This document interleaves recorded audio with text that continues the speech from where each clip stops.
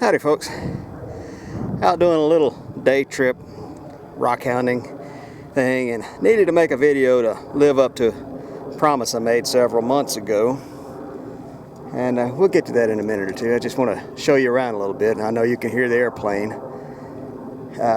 Just kind of the curse of making video. If you're going to make a video, there's going to be a chainsaw or a weed eater or an airplane. So bear with me, and I'm going to show you around a little bit. We are in the southern Oregon Cascade Mountains, not far from Medford, Oregon. We're at a little place called Agate Lake. It's a small little reservoir, and it is drained down to not much more than a large pond. Over here in the distance,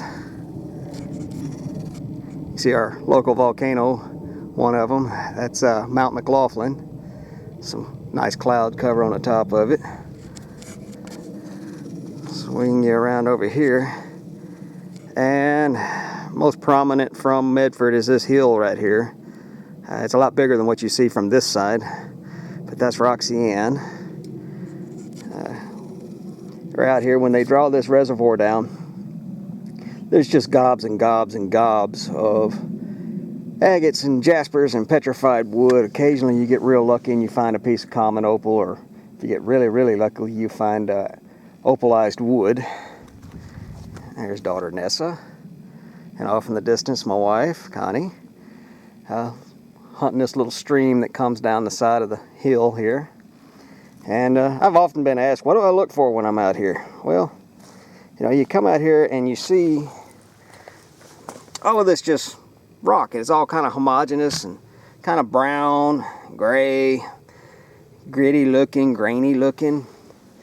And you kind of look through here and you look for something that's different. Like right here. You see that? That's different. So what we do, we pick it up and look at it. Well, could be really low-grade jasper or something. Flake of petrified wood. And then you know, you're always looking. And occasionally you get lucky and you find a big chunk of jasper. Big piece of red jasper. But you notice it's got all these cracks in it. And, you know, you could take that home, probably get a few little cabs out of it or something. Nothing great, nothing fantastic. You know, you can hike back in here a mile or so, and you could probably fill a backpack with that low-grade jasper.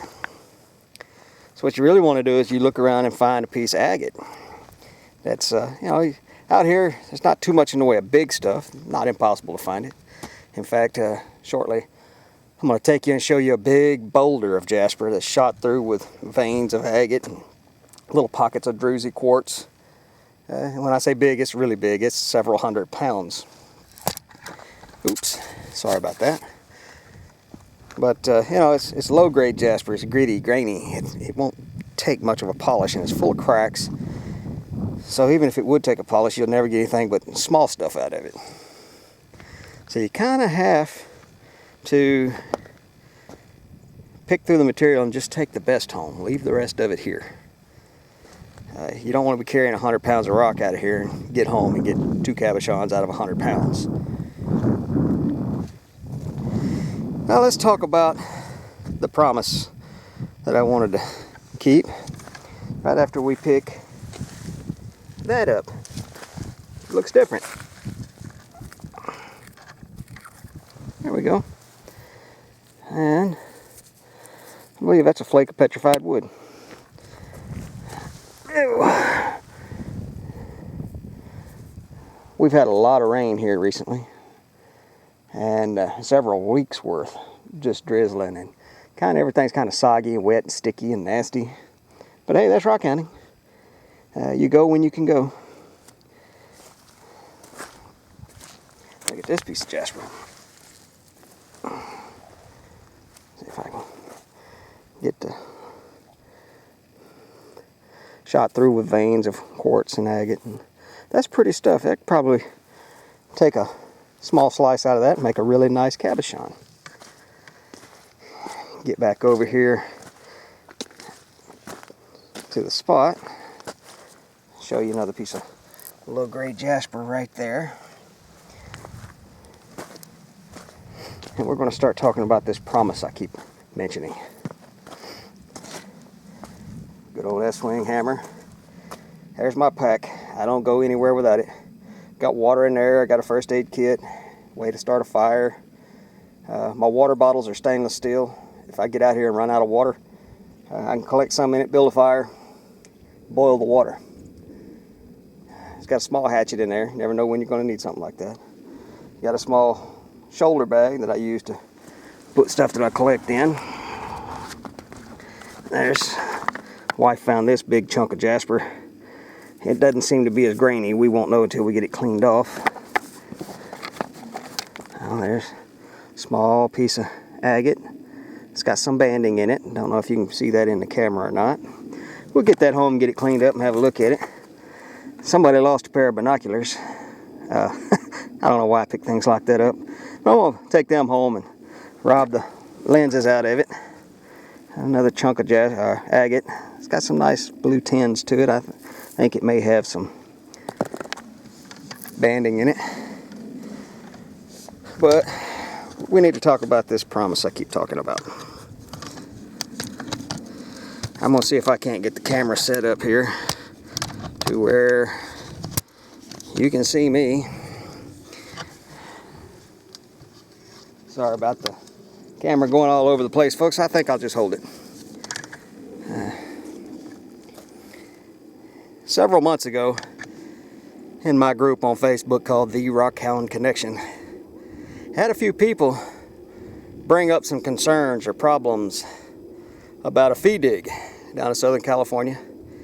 And that feed dig is known as the Ocean View mine for tourmaline and kunzite predominantly. There's other things found there, morganite and aquamarine, beryl, even the occasional piece of garnet.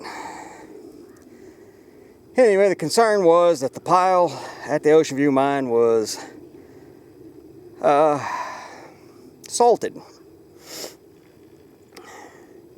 and that's all that you would be able to find there. Well, that kind of shocked me a little bit because unbeknownst to the people making the bringing up the problem, you know, making the complaints about it, even long before Facebook started, I have friends who've been going to that mine and that feed dig for many, many years. And I have seen the things coming out of that mine, out of that pile of dirt. And there have just been entirely too many multiple $1,000 specimens and chunks of crystal and facet grade material come out of that pile. There's not a feed dig operator anywhere in America, or the world for that matter, who's going to salt the pile with thousands upon thousands of dollars worth of facet grade and high-end specimen grade material. So, you know, it kind of shocked me that people brought these problems up. I had a couple on the group that just flat out blasted the mine in public, in public view, as postings in the Rockhound Connection. And I even had one or two people contact me through private messages and brought up the concerns. So I was like, you know, you guys need to just hold off on all of this stuff. I'm getting too many mixed signals. Let me look into this and I'll get back to you. And that's the promise.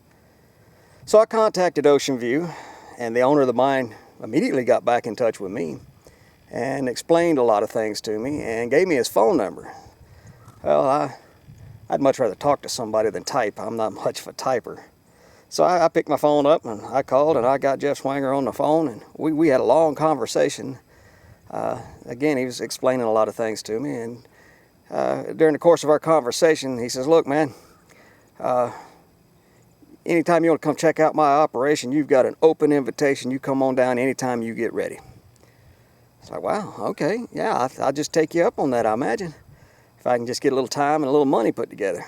Well, it took me several months, and about a month ago or so, I actually put together a little bit of extra money and a little bit of extra time, and I booked the trip.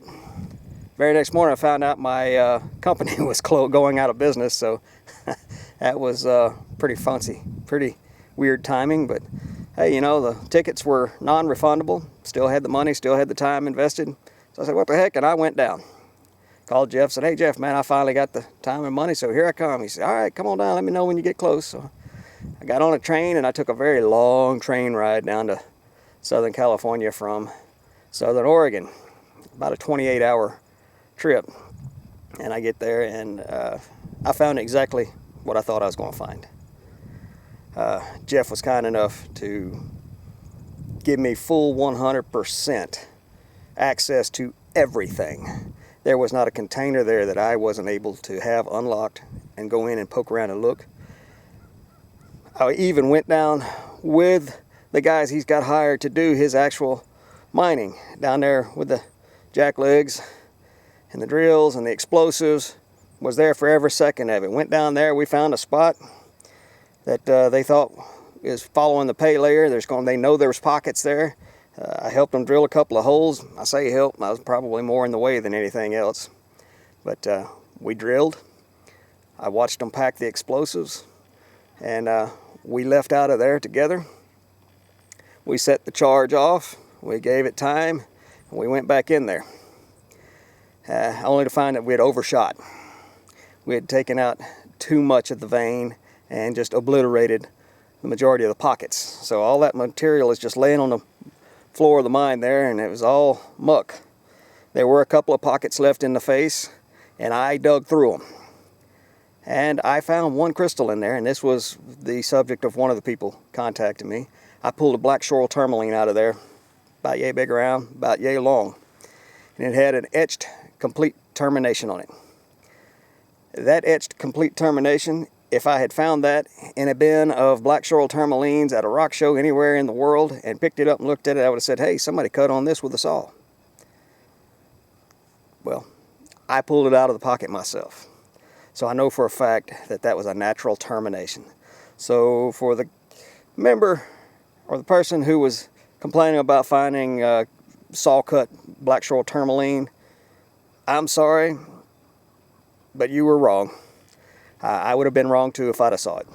And it wasn't the only one I saw there, but being that I pulled one out of the pocket clay, wiped the end of it off and saw that, I know that there was not a saw cut on it. That was a natural termination. Anyway, we picked that material up with a bobcat, took it up out of the mine. They had another bobcat there that's got a what I would call a grizzly. It's a sifter type thing, and what they do is we piled all the muck up in a spot. They come through with the sifting blade on the bobcat. They picked it up, and all the head size rocks and bigger, we sifted those out and put them over in another pile. And we took all that material and ran it up the hill and put it directly on the pile for the feed dig. And the following day, we went down and I participated in the feed dig. Now, I didn't get lucky enough to find a great big monster crystal or anything, but there was a young man next to me working on the same table. That little fella, every time I turned around, he was saying, whoa, what's this? And he'd hand me a big aquamarine, or he'd hand me a big tryphane, or he'd hand me a spodumene of some kind, or kunzite, or a tourmaline crystal, watermelon tourmaline. That little fella was just having a blast, and he was finding stuff in every bucket. And I found some pretty good stuff, and it's going to be part of a new web show that I'm going to be hosting. Hopefully I can start putting all that stuff together before too long. But like I said, when I got there, I found exactly what I was looking for. I found just a number one operation. There's the facilities are wonderful, well cared for, well ran. There's actual flushable toilets there in an actual building, not just some little Johnny on the spot thing. All the people that work there, Jessica and Lisa, Cameron, Phil, Steve, Jeff, Lauren, everybody was just as helpful as they could be, as nice to everybody as they could be, and it was just, I had a great time, had a blast. So if you've got any concerns whatsoever about the ocean view, put them aside. To get back to the salted part of it, that's not so simple a question to answer. And it's not such a simple answer. It's a yes and no type thing. That material comes up out of the mine. If they're not in super rich materials, just hitting these big monster pockets, it all just goes straight on the pile. And you get to dig through it. Now, do they salt it? Occasionally, yes, but they salt it with material out of their mine. If they're going through areas that is just very poor, nothing in it, what they'll do is, when they do have very rich, large pockets, what they'll do is they'll go through that and they'll pull all the really high-end specimens out of it. For, you know, it is an operating mine, that's how they make their living. And they'll take all the medium size and other things and they'll put those in buckets and save them.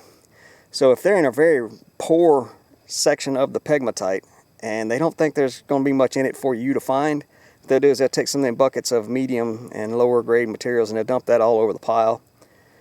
And if there's kids coming up, you know, they'll take one of those buckets and they'll dump it on the mine. Maybe even throw a few nicer crystals up on the mine pile there and let you find those. And so that kind of thing does happen a little bit occasionally. It's not very often. Saw cut material, yeah. Every once in a while he's been cutting on some really nice pink tourmaline, and the pieces, there's stuff that he can't really sell commercially, but they're still too nice to just throw away. On the pile it goes. So if you go there and you find a little piece of one of those little saw cut crystals or something, and you know you don't want to take it home, hand it to the kid on the table next to you. Go put it back on the pile. Let a kid find it. Let somebody find it that's going to be proud to have it. You got every chance in the world of finding a world-class piece of material in that pile. You're going to have a really good time. You're going to be able to go there and really have a good time. You can park within 50 yards of where you're going to be screening. It's you know, the facilities are wonderful. Food and drink are available. You know, it's just going to be a great time, and you're going to have fun finding anything and everything there. And just put your mind at ease. You're not going to one of these tourist traps where they set up on the side of the road and you pay $15 for a single bucket full of material that's got 3 or 4 pieces of reject material in it that can't be anything done with it. Not that there's anything wrong with those places. There's been a lot of rockhounds get their start that way. So go to the Ocean View Mine. It's well worth the visit. The people there are just as nice as they could be, as generous as they can be. They would love to see you there, and you will have a great time. Thanks for tuning in, and hopefully we'll see you real soon on the web here with my new web show, if I can figure out how to do some editing. All right, you guys have a good one.